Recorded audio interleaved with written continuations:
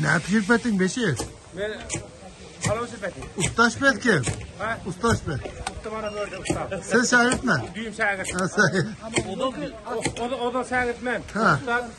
O da şahit. Düğüm şahit. Düğüm oradan. Ana.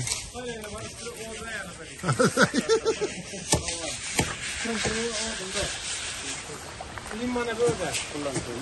Ha. Çağırmayın böyle.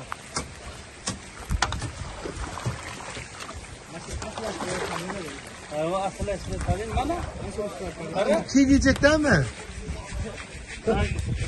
Giyeceğim.